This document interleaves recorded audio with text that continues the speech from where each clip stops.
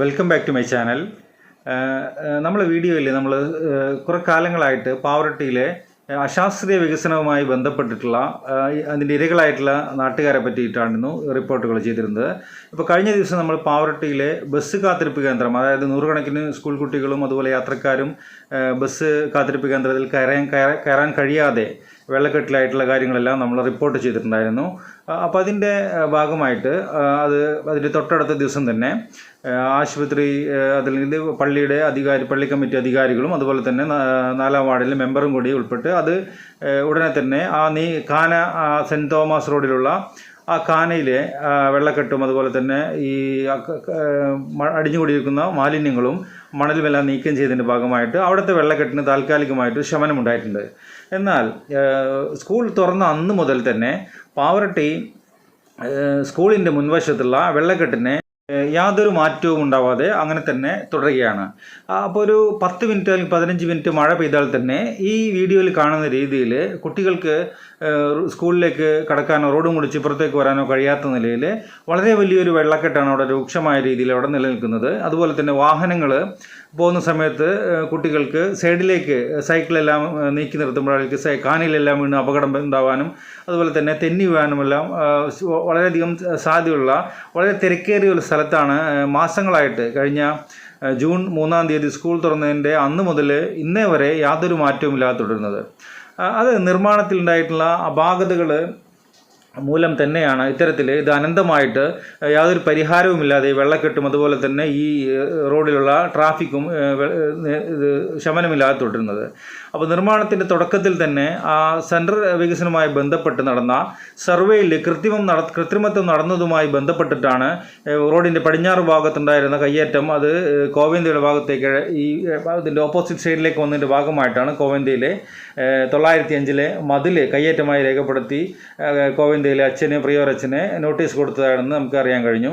അപ്പോൾ അതിനെതിരെയാണ് പ്രിയോരച്ചൻ കയ്യേറ്റക്കാരനല്ല എന്ന് കാണിച്ച് ബഹുമാനപ്പെട്ട മുനിസിപ്പൽ കോടതിയെ സമീപിച്ചത്. അതിൻ്റെ ഭാഗമായിട്ടാണ് ഈ ഭാഗങ്ങളിലുള്ള നിർമ്മാണ പ്രവൃത്തി അത് നിർത്തിവെച്ചിരിക്കുന്നത്. അപ്പോൾ തുടക്കത്തിൽ തന്നെ ഈ വിഷയങ്ങളുമായി ബന്ധപ്പെട്ട് നിരവധി സമരങ്ങളും അതുപോലെ തന്നെ മറ്റുള്ള കാര്യങ്ങളെല്ലാം നടന്നെങ്കിലും അതിന് യാതൊരു മാറ്റങ്ങളും അതിൻ്റെ മാസ്റ്റർ പ്ലാനിങ്ങിന് യാതൊരു മാറ്റവും വരുത്താതെ ആരുടെയോ നിർദ്ദേശപ്രകാരം ഇത്തരത്തിൽ തന്നെ ചെയ്താൽ മതിയെന്ന് നിർദ്ദേശപ്രകാരം ചെയ്തതായിട്ടാണ് നമുക്ക് ഇത് കാണാൻ കഴിയുന്നത്.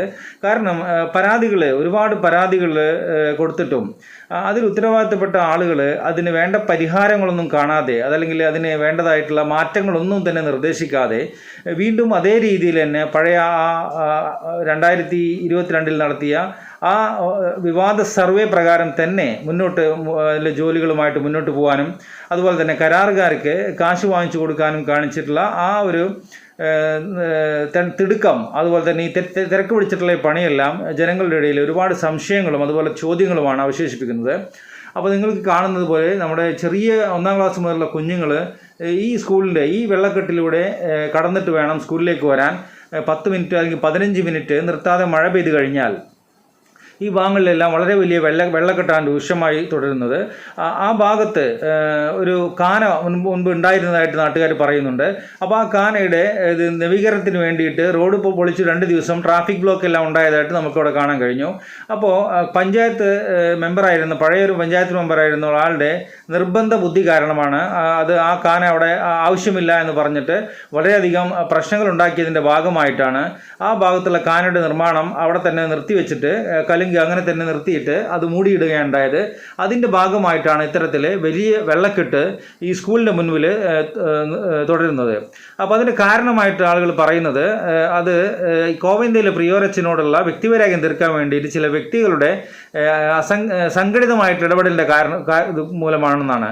അപ്പോൾ നിരവധി പരാതികൾ കിട്ടിയതിൻ്റെ അടിസ്ഥാനത്തിൽ കരാറുകാരും അതുപോലെ തന്നെ PWD എക്സിക്യൂട്ടീവ് എഞ്ചിനീയറും അതുപോലെ തന്നെ അസിസ്റ്റന്റ് എഞ്ചിനീയറും അതുപോലെ തന്നെ അസിസ്റ്റന്റ് എക്സിക്യൂട്ടീവ് എഞ്ചിനീയറും എല്ലാം നിരവധി തവണ ഈ വിഷയങ്ങൾ പഠിക്കാൻ വേണ്ടിയിട്ടും അതുപോലെ തന്നെ ഈ വിഷയങ്ങൾ സംസാരിക്കാനും അത് ചർച്ച ചെയ്യാനും അത് കണ്ട് മനസ്സിലാക്കാനും നിരവധി തവണ പാവറട്ടിയിലെ ഈ സ്കൂളിൻ്റെ മുന്നിൽ വന്നെങ്കിലും അവർക്ക് കാര്യമായ രീതിയിൽ ഇതൊന്നും ഗ്രഹിക്കാൻ കഴിയാത്തതിൻ്റെ ഭാഗമായിട്ടാണ് ഇത്തരത്തിലുള്ള അശാസ്ത്രീയമായിട്ടുള്ള നിർമ്മാണ പ്രവർത്തികളുമായിട്ട് മുന്നോട്ട് പോവുകയും അതിൻ്റെ ഭാഗമായിട്ട് ഇപ്പോൾ ഈ കാണുന്ന രീതിയിൽ പാവറട്ടി സ്കൂളിൻ്റെ മുന്നിൽ ഇത്രയും വലിയൊരു വെള്ളക്കെട്ട് രൂക്ഷമായി തുടരുന്നതിൻ്റെ കാരണം അത് പൗരാവകാശ സംരക്ഷണ സമിതി പ്രവർത്തകർ ഹൈക്കോടതിയെ സമീപിച്ചതിന് ശേഷവും പ്രിയോരച്ചൻ മുനിസിപ്പൽ കോടതിയെ സമീപിച്ചതിന് ശേഷവുമാണ് ഇത്തരത്തിൽ നിരവധി തവണ എക്സിക്യൂട്ടീവ് എഞ്ചിനീയറും അസിസ്റ്റൻറ്റ് എക്സിക്യൂട്ടീവ് എഞ്ചിനീയറും അതുപോലെ തന്നെ അസിസ്റ്റൻറ്റ് എഞ്ചിനീയറും നിരവധി തവണ ഇത്തരത്തിൽ വന്നിട്ടുള്ള ഇൻസ്പെക്ഷനും മറ്റുള്ള കാര്യങ്ങളും എല്ലാം നടത്തി നാട്ടുകാരുടെ ഭാഗത്തുനിന്നുള്ള എല്ലാ പരാതികളും ആവലാതികളും കേട്ടിട്ടും യാതൊരു മാറ്റവും വരുത്താതെ അതേ രീതിയിൽ തന്നെ എങ്ങനെയാണോ 2022 ആ സർവേ പ്രകാരം, അതായത് ആ അശാസ്ത്രീയ സർവേ, അത് ശരിയായ രീതിയിലുള്ള സർവേ അല്ലെന്ന് അന്ന് തന്നെ ആരോപണങ്ങൾ ഉയർന്നിരുന്നു. അപ്പോൾ ആ സർവേ പ്രകാരം തന്നെയാണ് വീണ്ടും അതിൻ്റെ നിർമ്മാണ പ്രവർത്തനങ്ങളുമായി മുന്നോട്ട് പോവുകയും അതിൻ്റെ ഭാഗമായിട്ടാണ് വിദ്യാർത്ഥികൾക്കും അതുപോലെ തന്നെ നാട്ടുകാർക്കും ദുരിതം സമ്മാനിച്ചുകൊണ്ട് പാവറട്ടിയിലെ ഈ അശാസ്ത്രീയ നിർമ്മാണവുമായിട്ട് ഉദ്യോഗസ്ഥന്മാർ മുന്നോട്ട് പോയത്. അപ്പോൾ അതിൻ്റെ ഭാഗമായിട്ട് നിർമ്മാണ പ്രവർത്തിയുടെ ഭാഗമായിട്ട് കരാറുകാരനെ 2,76,00,000 രൂപയോളമാണ് കരാറിന് വേണ്ടിയിട്ട് അനുവദിച്ചിട്ടുണ്ടായിരുന്നത്. അതിൽ വിവരാവകാശ നിയമപ്രകാരം PWD ചാവക്കാട് PWD ഓഫീസിൽ വിവരാവകാശ നിയമപ്രകാരം കൊടുത്തതിൻ്റെ അടിസ്ഥാനത്തിൽ 59 ലക്ഷം രൂപ മാത്രമാണ് കരാറുകാരന് ഇതുവരെ ഈ ഇനത്തിൽ കൊടുത്തിട്ടുള്ളതായിട്ട് അറിയാൻ കഴിഞ്ഞത്.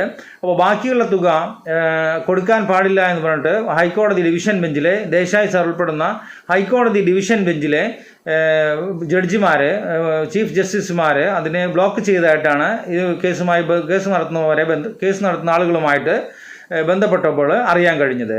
അപ്പോൾ ഈ മുനിസിപ്പൽ കോടതിയെ സമീപിച്ചിരുന്ന പ്രിയോരച്ചൻ കയ്യേറ്റക്കാരനല്ല എന്ന വ്യക്തമായ ധാരണയുടെ അടിസ്ഥാനത്തിലാണ് മുനിസിപ്പൽ കോടതിയെ സമീപിച്ചതെന്നാണ് അറിയാൻ കഴിഞ്ഞത്. അപ്പോൾ കുറേ സമ്മർദ്ദങ്ങളെ തുടർന്ന് 3 വട്ടം ബഹുമാനപ്പെട്ട മണലൂർ MLA-യും അതുപോലെ തന്നെ എക്സിക്യൂട്ടീവ് എഞ്ചിനീയറും ഒക്കെ ഇദ്ദേഹത്തെ സന്ദർശിച്ചുകൊണ്ട് 2006 പണികഴിപ്പിച്ച മതിൽ കയ്യേറ്റമാണെന്ന് സമ്മതിക്കാതെ അതിൻ്റെ സ്കൂളിൻ്റെ മതിൽ, അതായത് 1905 മതിലാണ് കയ്യേറ്റം എന്ന നിലയിൽ അവർ എങ്ങനെയെങ്കിലും ആ തരത്തിൽ സ്കൂളിലെ മതിൽ പൊളിച്ചിട്ട് ഖാനയും അതുപോലെ തന്നെ റോഡ് വികസനത്തിന് വേണ്ട കാര്യങ്ങളും ചെയ്തു കൊടുക്കണമെന്ന് നിർദ്ദേശിക്കുകയും അദ്ദേഹത്തെ നിരന്തരം സന്ദർശിച്ചതിൻ്റെ ഭാഗമായിട്ടാണ് സ്കൂൾ കുട്ടികളുടെ കാര്യത്തിന് അച്ഛൻ സ്ഥലം വിട്ടുകൊടുക്കാനായിട്ട് സമ്മതിച്ചതെന്നാണ് അറിയാൻ കഴിഞ്ഞത്. അതുപോലെ തന്നെ PWD ഫണ്ട് ഉപയോഗിച്ച് അദ്ദേഹം പ്രിയോരച്ചനോട് മതിൽ കെട്ടിക്കൊടുക്കാമെന്നാണ് PWD പറഞ്ഞതായിട്ട് അറിയാൻ കഴിഞ്ഞത്.